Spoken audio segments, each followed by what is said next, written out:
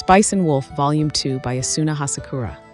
As Craft Lawrence, a seasoned traveling merchant, and his mystical companion, Hollow the Wise Wolf, approached the quaint town of Porosan, they reflected on their recent escapades and the deep bond forming between them. Porosan, nestled amidst windswept highlands and rolling hills, was a town rife with historical tensions between the church and pagan traditions, setting a complex backdrop for their business endeavors.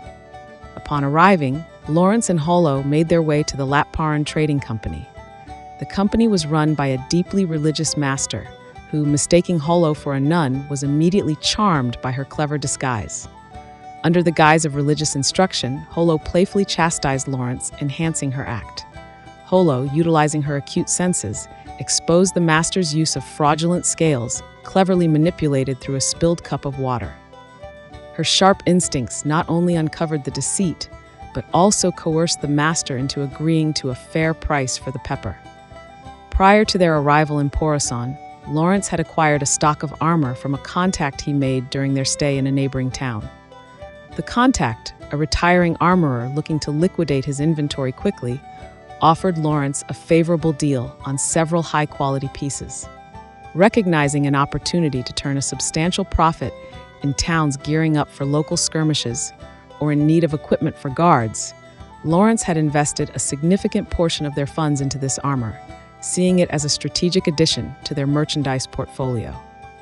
Their successful negotiations sparked a new craving in Hollow for honeyed peach preserves, a luxury she had never tasted.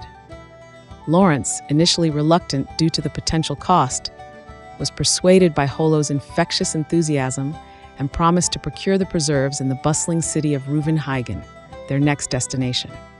En route to Reuvenhaugen, Lawrence and Hollow faced a series of obstacles, including the threat of a notorious mercenary band rumored to be in the area. They chose to traverse the plains, a shortcut laden with risks of wolf attacks, reputedly summoned by pagan sorcery.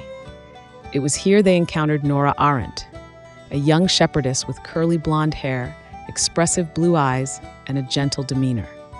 Nora, skilled and dreaming of escaping her servitude to the church to become a dressmaker, offered her services to protect against the wolves. Despite Hollow's inherent distrust and dislike for shepherds, Lawrence saw value in Nora's abilities and hired her, adding a new dynamic to their group. The trio's journey to Reuvenhaugen was marked by deepening relationships and complex personal revelations. Nora shared her aspirations and past hardships, while Hollow subtly displayed her possessiveness over Lawrence, teasing and testing him as they navigated their way through personal and external challenges. Upon their arrival in Reuvenhaugen, the trio was immediately thrust into economic turmoil when Lawrence discovered that the value of armor had plummeted due to a canceled military campaign, leaving him heavily indebted to the cunning Remilio Company, who had acquired his debt. The Remilio Company itself was grappling with financial distress. Facing potential ruin, Hollow devised a daring plan to smuggle gold into the city using a hidden path known only to Nora, promising substantial rewards for her aid and an escape from her burdensome life with the church.